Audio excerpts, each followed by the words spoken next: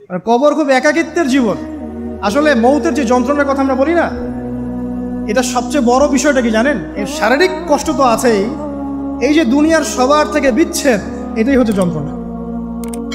সবার থেকে বিচ্ছেদ না, সবার থেকে বিচ্ছেদ হয়ে চলে যেতে হয়, এটাই সবচেয়ে বড় যন্ত্রণা। মানুষ একা থাকতে চায় না। জেলখানায় যে মানুষকে বন্দি করে রাখে না, ওই একাকিত্বের কষ্টে মানুষ ভোগে। একা একা, আমি একা, কেউ নেই আমার সাথে, এটাই। এর উপর যদি আবার টর্চার করা হয়, রিমান্ড দেওয়া হয়, তাহলে কি অবস্থাটা হবে বোঝেন। এই হলো কবর, এই হলো কবর। একটা ঘটনা বলে শেষ করে দেই, যে একজন ব্যক্তি মারা গেছেন, আর মুসা আলাইহিস সালামের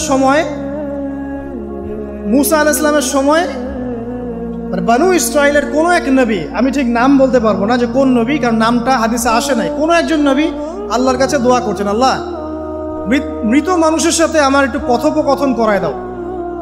আমি জাস্ট একটু কথাবার্তা বলতে চাই যে মৃত মানুষটা কেমন আছে বা তাদের অবস্থাটা কি, আমি জানতে চাই। তো আল্লাহ পাক সেই ব্যবস্থা করে দিলেন। তিনি একটা কবরের কাছে গিয়ে দাঁড়ালেন, একজন মৃত মানুষ উঠে আসলেন। এটা সায়েন্স বিশ্বাস নাও করতে পারে, আমাদের কোনো মাথা ব্যথা নেই, ঠিক আছে? তো এবার তিনি তাকে জিজ্ঞাসা করছেন যে তুমি কেমন আছো, তুমি কেমন আছো, এই মুর্দাকে জিজ্ঞাসা করছেন। তিনি বলছেন আজকে থেকে প্রায় 500 বছর আগে আমার মৃত্যু হয়েছে। এই ব্যক্তি বলছে আজকে থেকে প্রায় 500 বছর আগে আমার মৃত্যু হয়েছে, এখন পর্যন্ত আমার গা থেকে, আমার আত্মা থেকে মৌতের যন্ত্রণা দূর হয় নাই। লা ইলাহা ইল্লাল্লাহ। তো এই হচ্ছে অবস্থা। আমরা ব্যক্তিগত চিন্তাটা আগে করি, নিজের ফিকির, নিজের কবরের ফিকির, নিজের এলেম, নিজের আমল, নিজের পরিবার, নিজের রিজিক। যাদের জন্য হারামে যাচ্ছেন, কেউ সাথে যাবে না, কেউ সাথে যাবে না, না আপনার গার্লফ্রেন্ড, না আপনার বউ বাচ্চা, কিচ্ছু না। এগুলো তো শুধু মায়ার বাঁধন, মায়ার বাঁধন না, মায়ার বাঁধন। যদি এগুলো নেয়ামত হয় আলহামদুলিল্লাহ, যদি এগুলো দুনিয়াতে আপনার ফিতনা সৃষ্টি করে, আপনি আসহাবুল কাহফ হয়ে যান। কথা বুঝতে পারছেন না? এরপরে যদি সামর্থ্য হয়, আল্লাহ পাক আপনাকে জ্ঞান দেন, আপনাকে পলিটিক্যাল পদ দেন, ইকোনমিক সেকশনে জ্ঞান দেন, ইত্যাদি ইত্যাদি, আপনাকে আল্লাহ যে সেকশনে রাখবেন সেখান থেকে দিনের খেদমত করবেন, পারবেন না ইনশাল্লাহ? ডক্টর হয়েছেন, রোগীদের ফিস কমায় দেন, ট্রিটমেন্ট ইজি করে দেন। হ্যাঁ, ডক্টর হন, একজন ভালো ডক্টর হন, কসাই হন। ইঞ্জিনিয়ার হন, একজন সৎ ইঞ্জিনিয়ার হন, চোর হন। আপনি যেখানে থাকবেন সেখান থেকেই আপনি খেদমত করতে পারবেন। সবাইকে আলেম হতে হবে জরুরি না, সবাইকে দায়ী হতে হবে জরুরি না, এবং সবাই এটা হতেও পারবে না। এভাবে জাতি গঠন হয় না। আগে বলছি, বিভিন্ন সেকশনে মানুষ আমাদের লাগবে, এবং প্রত্যেকটা সেকশনেই তাওহীদপন্থী ইমানদার মানুষ লাগবে। ইবলিস যখন আদম আলাইহিস সালাম এবং হাওয়া আলাইহিস সালাম তাদেরকে যখন জান্নাত থেকে বের করিয়ে দেয়, প্রলোভন দিয়েছিল, মিথ্যা প্রলোভন, যে হাল আদুল্লুকুম, হে আদম এবং হাওয়া, আমি কি তোমাদেরকে জানিয়ে দিব, আলা শাজারাতিল খুলদি ওয়া মুলকিন লা ইয়াবলা, হে আদম এবং হাওয়া, আমি কি তোমাদেরকে জানিয়ে দিব এমন একটা গাছের ব্যাপারে, যেই গাছের ফল খেলে পরে তোমরা চিরস্থায়ী হয়ে যাবে এবং কোনোদিন মরবে না। এই যে চিরস্থায়িত্বের টোপ আর অমরত্বের টোপ, এই দুইটা টোপ দিয়ে আমাদের পিতামাতাকে ইবলিস জান্নাত থেকে বের করে দিয়েছে। এখন পৃথিবীতে যত মানুষ পথভ্রষ্ট হচ্ছি আমরা, আমাদের এই দুইটা খাসলতের কারণে। আমরা অমরত্ব আশা করছি, আমাদের চলাফেরা দেখলে মনে হয় আমরা মরবো না, পরকালীন কনসেপ্ট বাদ। একটা হচ্ছে চিরস্থায়িত্বের টোপ, ক্ষমতা, এই যে ক্ষমতার দাপট, এই দুটো আমাদেরকে কিন্তু পথভ্রষ্ট করছে। ঠিক একই অস্ত্র ছিল ইবলিসের। সূরা আরাফ পড়ে দেখেন, আমি কোনো কিছু বানিয়ে বলছি না। তখন আল্লাহ পাক বললেন যে ইয়া বানি আদম, হে বনু আদম, আদমের সন্তান যারা আছো, আমাদেরকে আল্লাহ পাক বলছে তোমরা শোনো, লা ইয়াফতিনান্নাকুমুশ শাইতান, শয়তান যেন তোমাদেরকে ফিতনায় না ফেলতে পারে। কামা আখরাজা আবাওয়াইকুম মিনাল জান্নাহ, ঠিক যেমন করে তোমাদের পিতামাতাকে শয়তান জান্নাত থেকে বের করে দিয়েছে। যেহেতু আমাদের পিতা আর মাতাকে শয়তান জান্নাত থেকে বের করে দিয়েছে, আল্লাহ পাক এই আদমের সন্তানদেরকে বলছেন তোমরা সতর্ক থেকো, তোমাদেরকে যেন শয়তান জান্নাত থেকে যেভাবে বের করেছিল তোমার পিতামাতাকে, এমন করতে না পারে। আর কি করতে না পারে? ইয়ানজিউ আনহুমা লিবাসাহুমা লিউরিয়াহুমা মিন সাওয়াতিহিমা, পড়ে দেখেন সূরা আরাফ। আল্লাহ বলছেন মনে রেখো আদমের সন্তানরা, ইবলিস কিন্তু শুধু তোমার পিতামাতাকে জান্নাত থেকে বের করেই দেয় নাই, বরং গাছের কাছে নিয়ে গিয়েছিল, ফল খাওয়ার সাথে সাথেই তাদের গায়ের পোশাক খুলে পড়ে গিয়েছে। তাহলে আমাদের পিতামাতাকে জান্নাতে নগ্ন করে দিয়েছিল কে? সেই কথা আল্লাহ পাক বলছেন আদম সন্তানদেরকে, তোমরা সতর্ক থেকো, তোমাদেরকে যেন ইবলিস নগ্ন করতে না পারে, ঠিক যেমন করে তোমাদের পিতামাতাকে করেছে। তাহলে এখন যে পুরো বিশ্ব জুড়ে নগ্নতার যে সংস্কৃতি চলছে এরা কার এজেন্ডা বাস্তবায়ন করছে বুঝতে পারছেন? কোরআন পড়েন, পৃথিবীতে যত সভ্যতা চলে গেছে, ব্যাবিলনের সভ্যতা, চাইনিজদের সভ্যতা, তারপরে যে আমাদের মাও সেতুং, ইতালির মুসোলিনি, এদিকে জ্যাপল সার্তে, এদিকে আপনার ফিডেল ক্যাস্ট্রোর কথা বলেন, ওই পশ্চিমা সভ্যতা বাদ দিয়ে যত বড় বড় সভ্যতা রিনাউন্ড, সবার পোশাক ছিল শালীন।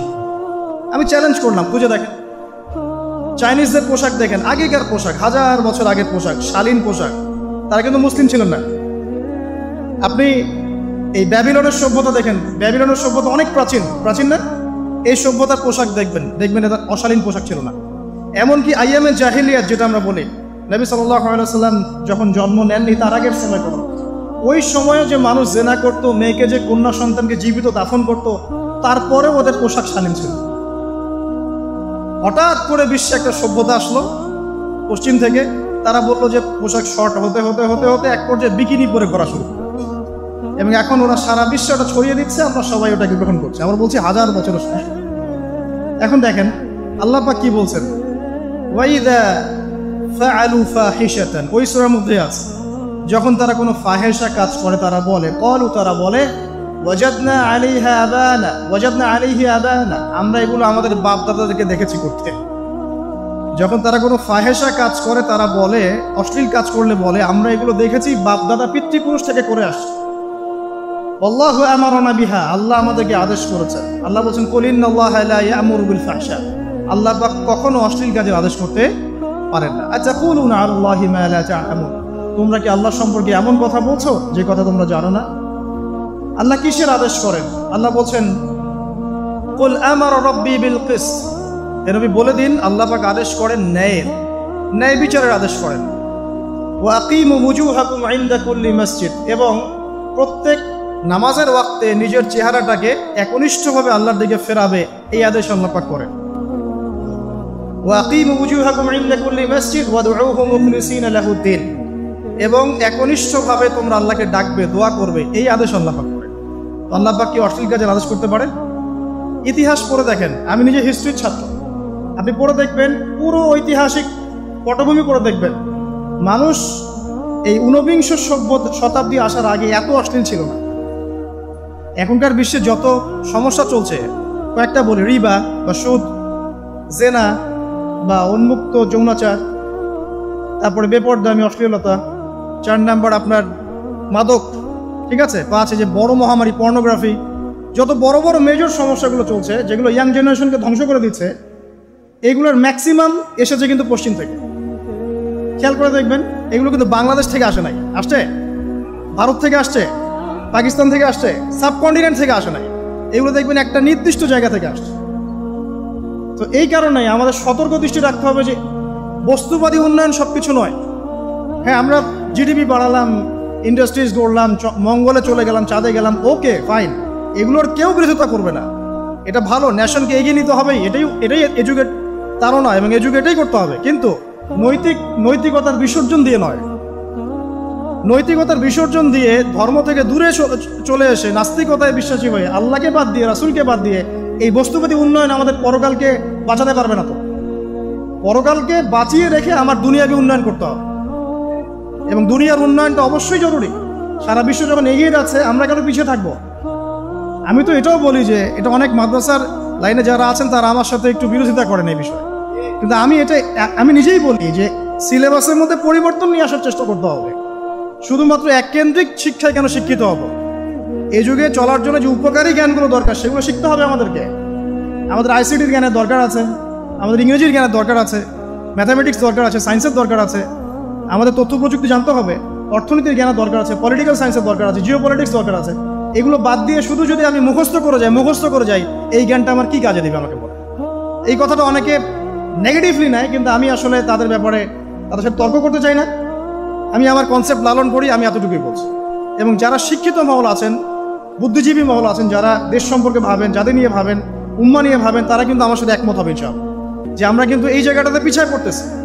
আল্লাহ পাক আমাদেরকে কনস্ট্রাকটিভ সিলেবাসে পড়াশোনা করার তৌফিক দান করুন, এবং জেনারেল লাইন থেকে আপনি বয়কট করে একদম ইয়াতে চলে আসতেছেন কেন? জেনারেল লাইনে পড়ছেন, পড়েন, আপনার এই জ্ঞানটাকে আপনি ইসলামের কল্যাণে কাজে লাগাতে পারবেন না? সবাইকে কি আলেম হতে হবে?